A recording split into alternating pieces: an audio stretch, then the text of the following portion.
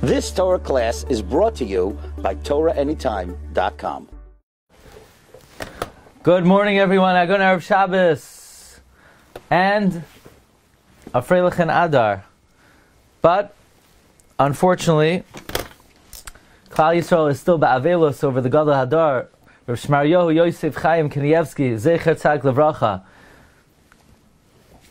What a great hatava HaKadosh Baruch Hu was mative to us, that we had the merit to be in the generation of such a caliber of a Talmid Chacham and a Tzaddik. I want to share with you an idea on Parshas Shemini, and I didn't even know Rabbi Chaim Kanievsky would make it into this week's shir, but of course, that's just the way things always work. We're going to examine a very important pasuk. It's a fundamental pasuk in every possible sense, and especially in the vein that this is the middle word, these are the middle words of the whole Torah. In Parak Yud, Pasuk Tezayin, Moshe Rabbeinu could not understand why Aaron HaKohen did not eat from the Sa'ir of Rosh Chodesh. Aaron HaKohen had just received the news that his children, Layaleinu, two of them passed away, and Aaron HaKohen, although he did partake of two of the karbanos, but he did not partake of the Sa'ir of Rosh Chodesh.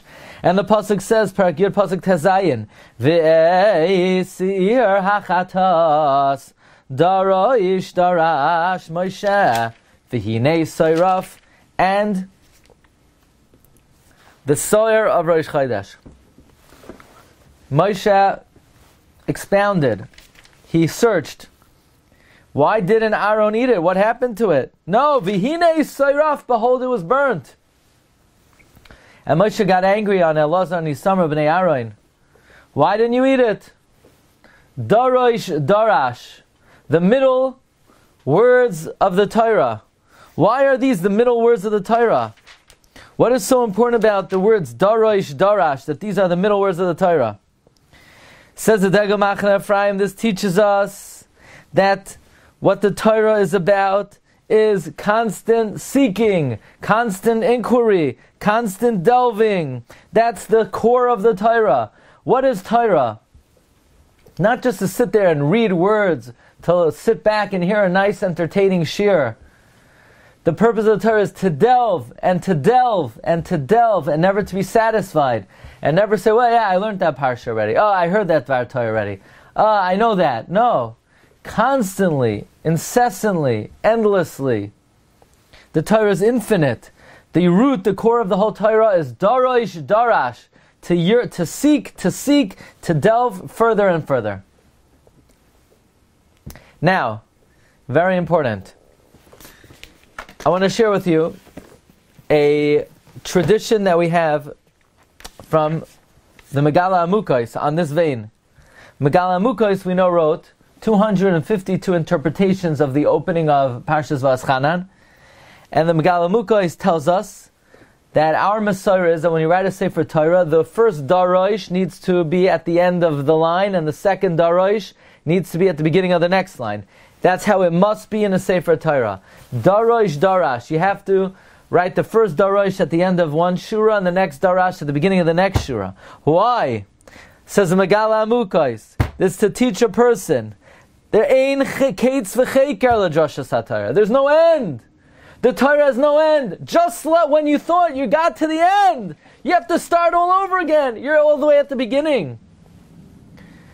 The reason why we write daroish darash is just when you think you've completed, you've mastered, you've plumbed the depth of something, that's when you need to come to the recognition you haven't even started.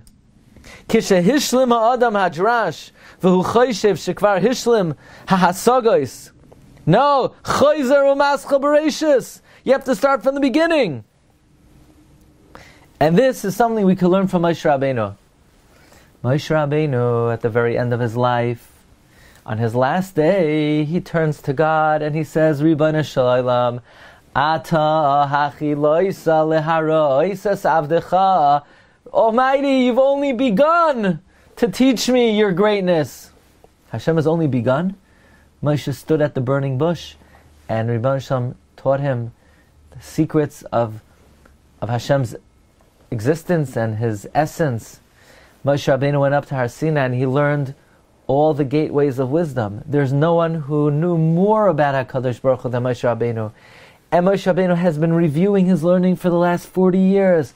And even so, even though Moshe Rabbeinu has reached the pinnacle of human recognition of Hashem, he turns to Moshe, he turns to HaKadosh Baruch Hu on his highest level, and he says, Ata hachiloisa leharoisa avdecha, you've only begun to teach your servant. In fact, the Torah is so endless.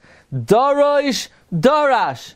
You came to the end, start over. You know why? Vihine Soiraf. Soiraf stands for Shishim Riboy Partsufim Ba'olam. There's 600,000 different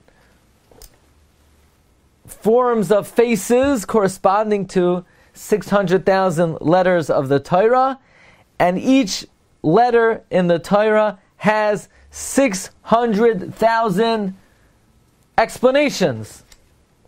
Can you imagine? There's 600,000 letters. Each letter has 600,000 interpretations. And that's the reason why, when we write a Sefer Torah, the last words of the Sefer Torah, Li'einei Kol Yisrael, have to be in the middle of a line to teach that even when you got to the end of the Torah, there's no investigating. You have not come to the fullness of understanding the depth of the Torah. Darash, darash. Just when you thought you got to the end, you've come around and you have to start at the beginning. Why? Vihine soiraf. Because the Torah is shishim riboy partsufim. But that's a remarkable understanding and a remarkable recognition. And if there's one thing we could learn from the Petira, Rabbi Chaim, is that certainly for us, if a person ever erroneously, mistakenly thinks that they have a significant knowledge of Torah, just look at Rabbi Chaim Kanievsky and you'll see how nothing you know compared to what's humanly possible. But I still want to share with you a tradition from the Gra and a kasha of Rabbi Chaim. On the pasuk in Parshas Boy, Perak Yud Beis, pasuk Beis, Hachodesh hazeh lachem rosh chadashim rishainu lachem lechatshei hashana. We're going to read that next week. Parshas Hachodesh. Rashi says on the pasuk, Hachodesh hazeh lachem. This month is for you. Rashi says Moshe Rabbeinu had a difficulty about what the moon looks like in its moilad. Moshe Rabbeinu didn't know how big the moon has to be mekadesh the chodesh, and Hashem showed him the levana, and he said, "Kazer re'eh v'kadesh." It's like this. This is what you need to see and sanctify. Says the Gra, we find three things that Moshe Rabbeinu was niskasha, and they're all alluded to in his name. Moshe stands for menorah. We know Moshe Rabbeinu had a difficulty with the menorah, and Hashem had to show him a menorah shalesh. So the mem stands for menorah. Shin stands for the shkalim. Moshe Rabbeinu didn't understand the machzas hashekel, so Hashem said zeh yitinu. Whenever it says zeh means Hashem is pointing with his finger. And hachodesh, the new moon. Hachodesh, the new moon. So the name Moshe stands for menorah, shkalim, hachodesh. So if you came to the shir just to hear that, you had a good day. Okay, so if you want to know, was my Friday, March 25th, was it a good day? Yes, the answer is yes, it was a good day. Because now you have the very important yediyah, why Moshe was called Moshe. Moshe stands for menorah, shkalim, hachodesh. That's the Vilna Gaon. Rabbi Chaim Kanievsky, Zecher Tzadik Levracha, he wrote a ha'ara, a note on this comment of the Gra. All he wrote was Ayin Menachos Chavtes V'Toisves V'Tzarachian. And as Reb Chaim would often write very cryptically, concisely, mysteriously, Reb Chaim just said, look in the Gemara Menachos, look in Toisves, And it's a question on what the Gra is saying. What was Reb Chaim Kanievsky bothered by this comment of the Gra? So in the footnotes on the Gra, he brings that if you look in Menachos, it says there are three things Moshe didn't understand, and they are Menorah, the Rosh Chodesh, and Shrotzim, which is different than the Gra. The Gra said Menorah, Rosh Chodesh, Shkolim, and the Gemara says Menorah, Rosh Chodesh, Shrotzim. In this week's Parsha, Moshe Rabbeinu didn't know the simanim of a kosher sheretz and a not kosher sheretz. So Tosfos asks, why doesn't the Gemara count Machzas HaShekel? Moshe Rabbeinu didn't understand Machzas HaShekel, and Hashem had to show him a shekel of Eish. Says the footnote, the reason is, Tosfos says, because by the Machzas HaShekel, it's not that Moshe had a question. He Bechlal did not have any understanding what Klal Yisrael was supposed to do. So it's not like something that he didn't fully grasp and he had a specific question. He could not make heads or tails at all about the mitzvah of the Shkolim. So Reb Chaim Kanievsky's question seems to be that why does the Gra say Menorah, Shekel, and HaChodesh, but the Gemara says the three things Moshe didn't know are Menorah, Shekel, the Gemara says the three things are Menorah, Rosh Chodesh, and the Shrotzim. So the Gra is somewhat of a contradiction to the Gemara. And the footnote on the Gra answers Reb Chaim Kanievsky's question by saying, maybe Reb Chaim is right. Maybe really what the Gra did say was instead of Shkolim, Shrotzim. Okay, so that's Reb Chaim's question on the Gra and the answer. And let's just add one humble point over here. We know there's a concept in Judaism, in Lashon HaKodesh, that a name is a description of the essence of something. A name is not an arbitrary term that is attributed to an item. A name is something that is supposed to encompass the essence of something. That's why Adam HaRishon had a tremendous chachma. He knew what to name every animal. He knew how the word Shin Vav Resh Shar was able to sum up the essence of an ox. How each letter, the Shin had, in the letter Shin was the biological nature of the ox. The letter Vav, the letter Resh. Adam HaRishon had the talent to be the deep wisdom of understanding why God needs to be called Adon Koil, why man needs to be called Adam. Adam has this dichotomy. On the one hand, Adama, and that's what we're used to knowing, that we are created from the dirt. But on the other hand, the word Adam, and this is very important, is from the language of Adameh le'elyon. I am comparable to the Almighty. So man has a dichotomy, that on the one hand, we're dirt. We're created from dirt, we end up in the dirt, and we turn into dirt. So on the one hand, we're a very coarse physical entity, but on the other hand, Adamah, we have the capacity to become similar to the divine.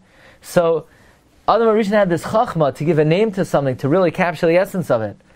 Could someone tell me then, oh, you see, that individual, Moshe, the one who gave the Torah to the Jewish people, the greatest person ever lived, you know why he's called Moshe?